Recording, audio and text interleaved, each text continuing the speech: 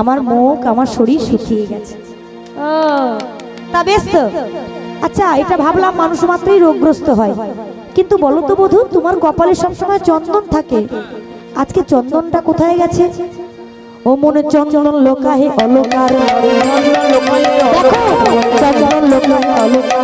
চন্দন লোকাহে Walker পরে সিন্দুর কেন এলো, সিন্দুর কেন এলো তোমার চন্দন লোকাহে অলকার পরে, চন্দন লোকাহে অলকার পরে সিন্দুর কেন এলো, সিন্দুর কেন এলো তোমার সিন্দুর কেন এলো, সিন্দুর কেন এলো, সিন্দুর কেন এলো, সিন্দুর কেন এলো তোমার কপালে সিঁদুর কে দিয়েছে, কপালে সিঁদুর কে দিয়েছে, কপালে সিঁদুর কে দিয়েছে, কেউ কি মুখে মুখেছে, কপালে সিঁদুর কে দিয়েছে, কেউ কি মুখে মুখেছে, কপালে সিঁদুর কে দিয়েছে, কপালে সিঁদুর কে দিয়েছে, কপালে সিঁদুর কে দিয়েছে। কি ব্যাপার? সত্য করে বলো তো, তোমার মুখে এখন সিঁদুর লেগে আছে কেন? কি কোথায় ছিলে তুমি? গোবিন্দ দেখছে এই মা সিঁদুরটাও লেগে গেছে, তাও বুঝতে পারিনি। হ্যাঁ কি সর্বনাশ! তাহলে যাও একটা বোঝাতে হবে। এই শোনো শোনো, সিঁদুর লেগেছে বলে সন্দেহ করছো? এই দেখো কালকে রাত্রে একটা ঘটনা ঘটেছে। কি ঘটনা জানো? কি ঘটনা না, আমাদের মধ্যে তো ব্রাহ্মণ একজন ছিল যার নাম বটু মঙ্গল। তা ব্রজগোপীরা সবাই এসে রাত্রেবেলা ধরলো যে কানাই আজকে আমরা গিরি গোবর্ধন পুজো করতে যাব, কারণ ব্রাহ্মণের তো অভাব নেই, ব্রাহ্মণ আমাদের সঙ্গেই আছে। তা আমরা ভাবলাম আচ্ছা হোক, তারা যখন আশা করছি আমরা রাখালগণ মিলে ওদের মনোবাসনা পূর্ণ করব।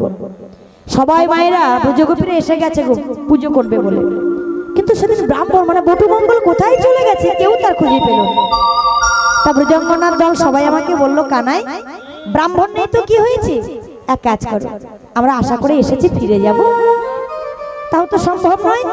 তাই বলছিলাম কি তুমি রাতারাতি ব্রাহ্মণ সেজে নাও, আর ব্রাহ্মণ সেজে আমাদের পুজোটা করি, আমাদের মনের বাসনা পূরণ করো।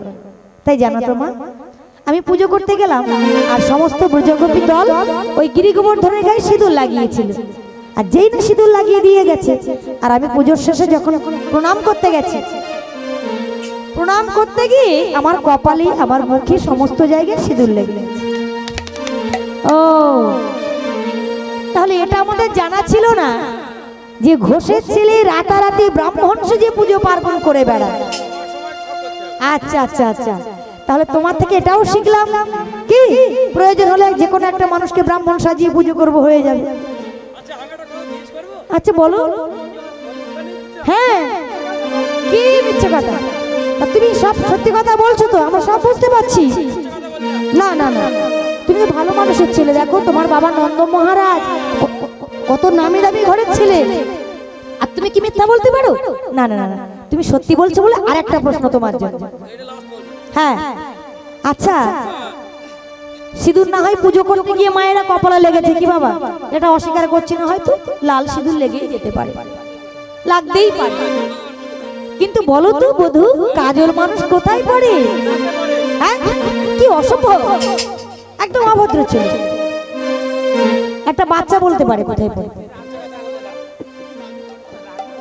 আরে বাবা এত রেগে যাবার কি আছে?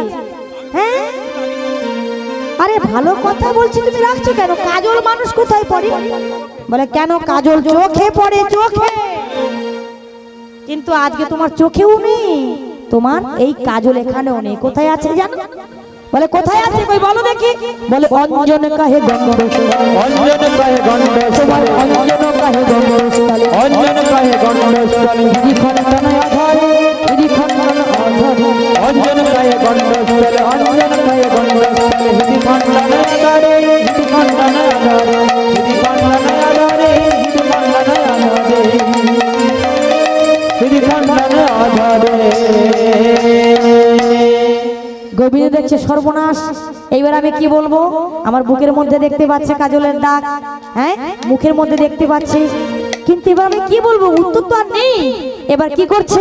ও গো উত্তর প্রতি উত্তর, মায়ের অনেক মিথ্যা বলেছে, উত্তর দিতে পরাজয় শিশু সেখানে, পরাজয় শিশু সেখানে, উত্তর পথে উত্তর দিতে, উত্তর পথে উত্তর দিতে পরাজয় সেজেছি ঘরে, পরাজয় সেজেছি ঘরে।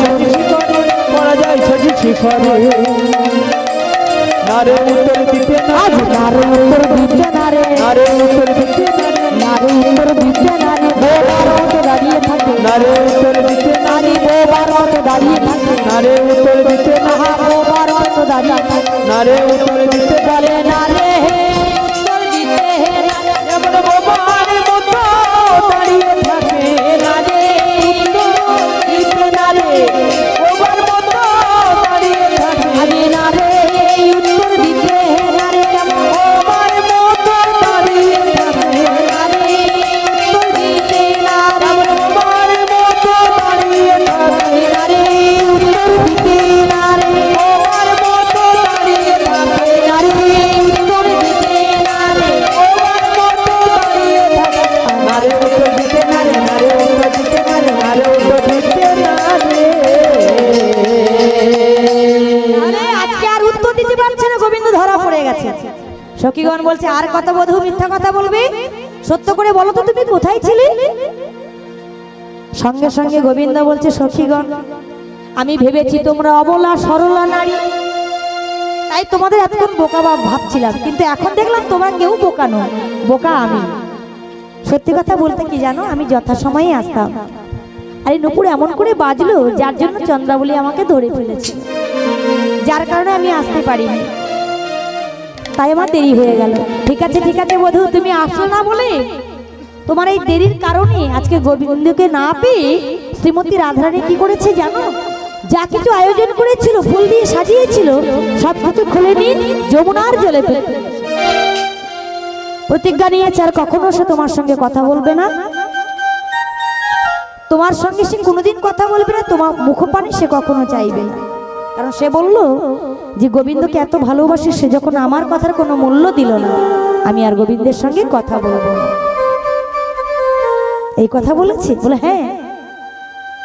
কিন্তু পদকর্তা বলছে রাধে নারীর মান ভালো, সংসারে দেখবে রাগারাগি হলে আবার স্বামী স্ত্রীর মধ্যেই ভালোবাসা তৈরি হয়, প্রতিটা সংসারে ভালো রাগ হবে, আবার রাগটাকে সম্বরণ করে নিতে হবে, কিন্তু এমন রাগ করো না যার জন্য সারা জন্মের মতো স্বামীর উপরে অভিমান করে এই জগৎ থেকে বিদায় নেয়।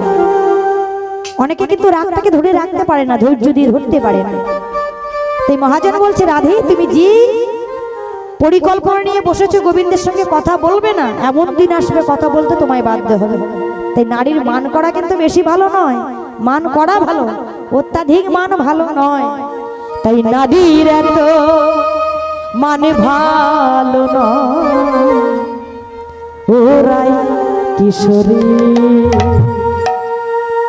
ওরাই কিশোরী গো রাধে, মনে রে ওরা কিশোরী,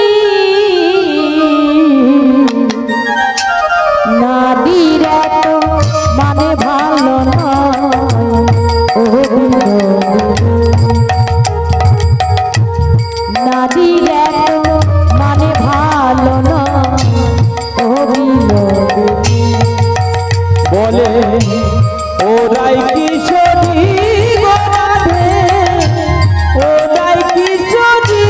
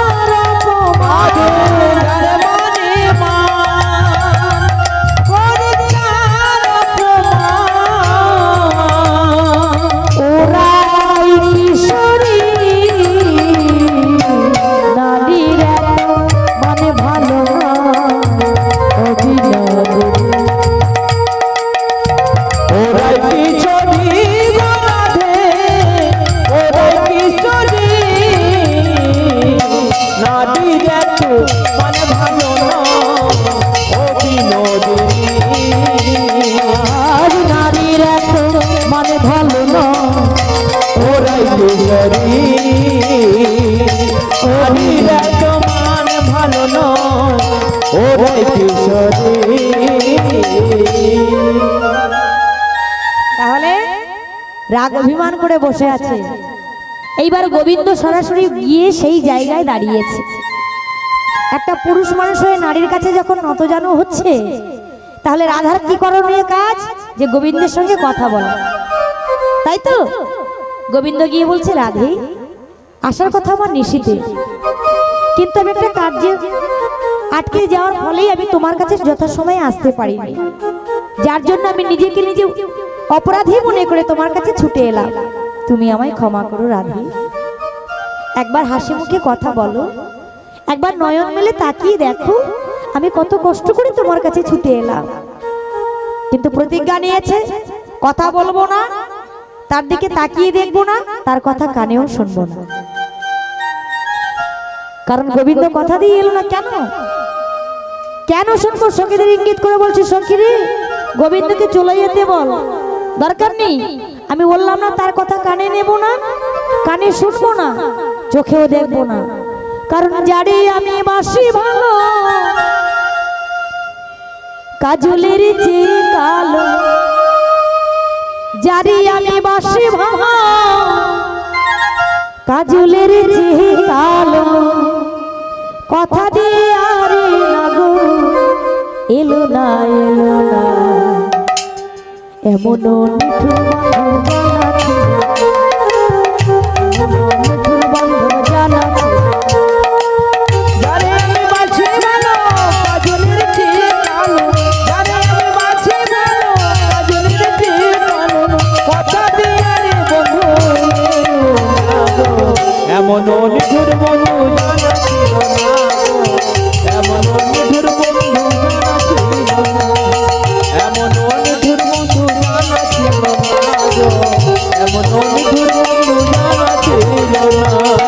আমি যারে বাসি ভালো, কাজলের চেয়ে কালো, আমি যারে বাছি ভালো, কাজলের চেয়ে কালো, কথা দিয়ে আরে লাগো এলো না, এমন মিঠুর বন্ধু জানা ছিল না, এমন মিঠুর বন্ধু জানা ছিল না।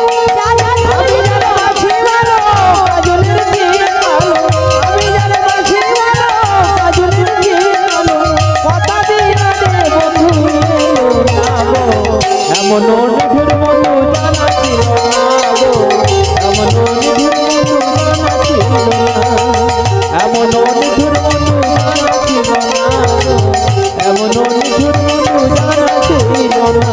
আমার জীবন যৌবন চরণে সমর্পণ, জীবন যৌবন চরণে সমর্পণ, জীবন যৌবন চরণে সমর্পণ, যার জীবন যৌবন চরণে সমর্পণ, কথা দিয়ে আরে লাগো এলো না, এমন মিঠুর বন্ধু জানা ছিল, এমন মিঠুর বন্ধু জানা ছিল। আমি যারে বাছি ভালো, কাজলের চেয়ে কালো, আমি যারে বাছি ভালো, কাজলের চেয়ে কালো, কথা দিয়ে রে বন্ধু এলো না গো, এমন নিঠুর বন্ধু জানা ছিল না গো, এমন নিঠুর বন্ধু জানা ছিল না, এমন নিঠুর বন্ধু জানা ছিল না গো, এমন মিঠুর বন্ধু জানা ছিল না। এমন নিঠুর বন্ধু জানা ছিল না, এমন নিঠুর বন্ধু জানা ছিল না গো, এমন নিঠুর বন্ধু জানা ছিল না, এমন নিঠুর বন্ধু জানা ছিল না। এইবার রাধারানী গোবিন্দের সঙ্গে যখনই কথা বললো না বাবা, গোবিন্দ বলছে দরকার নেই, আমি ভগবান হয়ে একটা নারীর কাছে গিয়ে নতজানু হলাম, তা তবু তার মান ভাঙলো না। আজকে এই স্থান থেকে আমি বিদায় নিয়ে চলে যাব। তাই অভিমান করে গোবিন্দ সেই জায়গা ছেড়ে রাধাকুণ্ডের দিকে চলে গেল। আর সখীগণ ছুটে গিয়ে বলছে, ও রাধে, এত কষ্ট করে সে যখন এসেছে, তাকে বই বই করে পাঠিয়ে দিয়েছিস? ছি ছি ছি ছি ছি ছি ছি রাধে, তুই একই ভুল করলি। আজকে সে তোর কাছে অপরাধ স্বীকার করেছে যে সে যথাসময়ে আসতে পারেনি, এটাই তার অপরাধ। তুই তাকে পাঠিয়ে দিয়েছিস, তাড়িয়ে দিয়েছিস। তাহলে শুনে রাখ, তুই যখন গোবিন্দকে তাড়িয়ে দিয়েছিস, আর এই মুহূর্তে আমরা অষ্ট সখীগণ তোকে পরিত্যাগ করলাম, আমরাও তোকে ছেড়ে দিলাম। এইবার দেখুন মায়ের একটা ভুল করতে গিয়ে কতগুলো ভুল এলো। রাধারানী দেখছে সর্বনাশ, শুধু গোবিন্দকে হারাতে গিয়ে আমি একা হয়ে গেলাম, সখীগণ আমাকে ছেড়ে চলে যেতে চায়। ছুটে গিয়ে সখীগণের কর ধরেছে। সখীরি, সত্যি কথা বলতে কি জানিস, মান অভিমান করতে গিয়ে এতটাই রাগ করে ফেললাম, যার জন্য সারা জন্মের মতো গোবিন্দকে হারালাম। তবে কথা দিচ্ছি, তোরা যদি গোবিন্দকে এনে দিতে পারিস, আমি আমি গোবিন্দের কাছে গিয়ে করজোড়ি নয়, প্রয়োজনে তো আমি গোবিন্দের চরণে গিয়ে বলবে, হে বধূ, ভুল তোমার হয়নি, ভুল আমার, এনে দে না সখী, গোবিন্দকে এনে গোবিন্দের সঙ্গে আমার মিলন ঘটিয়ে দে নারী সখী। আজকে ঘরের বাহির হতে পারছি না বধূর বদন দর্শন করব বলে, কিন্তু এতটাই রাগ করে ফেললাম, যার জন্য জনমের মতো গোবিন্দকে হারাতে বসেছি। দে, এনে দে, দেরি করিস না। ও মিলন হবে কত দিন, দে সখী, ও মিলন হবে কত দিন, আমার মনের মানুষের সহারা, আমার মনের মানুষের মিলন হবে কত দিনে, মিলন হবে কত দিনে, আমার মনের মানুষের আনে, মনের মানুষের আনে,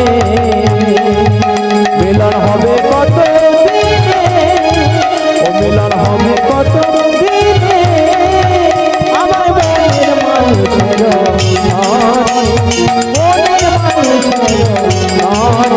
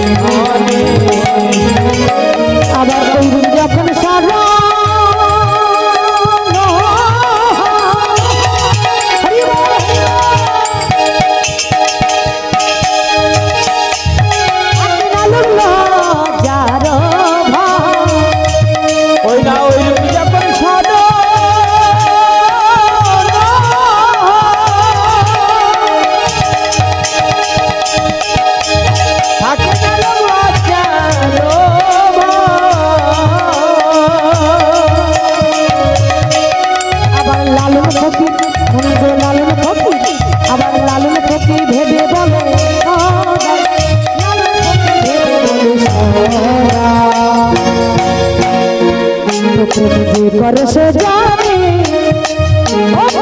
कर से जाने আমার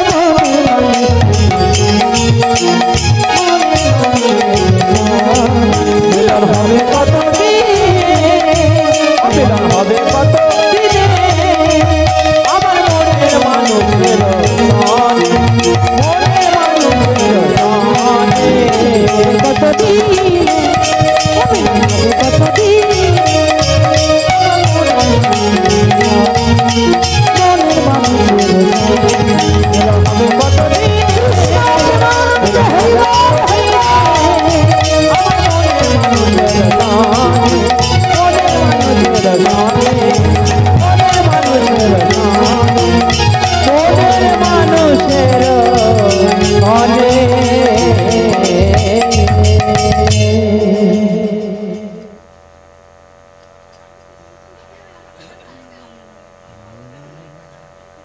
আজ এই হরিবাসরে সুমধুর কীর্তন গানের সন্তুষ্ট হইয়া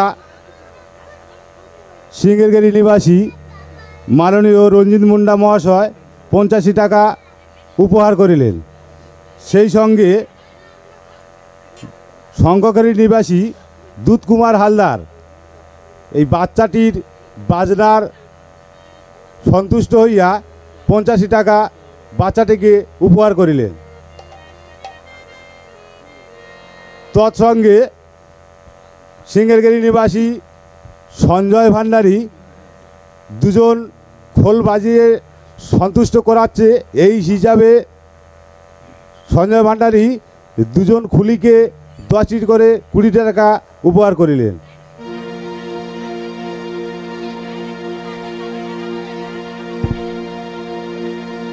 সিঙ্গেরগেরি নিবাসী সুমিত্রা ভান্ডারী ওনার যা আত্মার শান্তি কামনার্থে 40 টাকা দান করিলেন।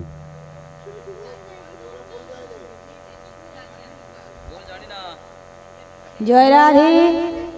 তো আজকে কি হলো, গোবিন্দকে আনার কথা বললেন সখীগণ। এবার গোবিন্দ রাধাকুণ্ডের তীরে পড়ে আছে, আর রাধারানীকে বলছে ঠিক আছে তুই অপেক্ষা কর, আমরা যাবো আর আসবো, গোবিন্দকে নিয়ে আসবো। এই বলে এমন ভাবে যাচ্ছে গোবিন্দের কাছে, গোবিন্দ হঠাৎ দেখতে পেল সেই পথ দিয়ে সখীগণ আছে। হঠাৎ দেখছে, অবিশাখা, ও ললিতা, তোমরা এই পথ দিয়ে কোথায় যাচ্ছ? বধূ, তুমি এখানেই আছো? হ্যাঁ। তোমরা যাচ্ছ কোথায়? আরে মানকুমারীর পুজো করব বলে ফুল চয়ন করতে যাচ্ছিলাম। ও, আরে সবাই বলে আমি নাকি কৃষ্ণকলির ফুল, আমাকে নিয়ে চলো। বল হ্যাঁ নিয়ে যাব, তবে তোমাকে এই বেশে নয়, যদি রাধার কাছে যেতে হয় তোমাকে এই বেশটাকে চেঞ্জ করতে হবে, তোমাকে যোগী সাজতে হবে। যোগী সেজে গেলে তবেই যেন রাধারানীর শাশুড়ি ননদের চিন্তা না পারে, এমন করে তোমায় সাজতে হবে। যাবে বধূ? এবার গোবিন্দ প্রাণ ছটফট করছে রাধার সঙ্গে মিলন করবে বলে। তা বলছে আচ্ছা বিশাখা, আমি তো কখনো ভালো করে সাজতে জানি না, আর নিজে হাতে সুন্দর করে খেতেও পারি না, তা তোমরা যদি আমায় সাজিয়ে দিতে পারো তাহলে তোমাদের সাজে আমি যাব। কোথায়? না রাধারানীর কাছে, তার মান ভিক্ষা করবো বলে। তা দাও না, আমায় সাজিয়ে দাও। তাই এবার গোবিন্দ আমার করজোরে বলছে, দে সাজায়ে দে আমায় যোগী সাজায়ে, তোরা দে সাজায়ে দে, যোগী সাজায়ে সাজায়ে দে, যোগী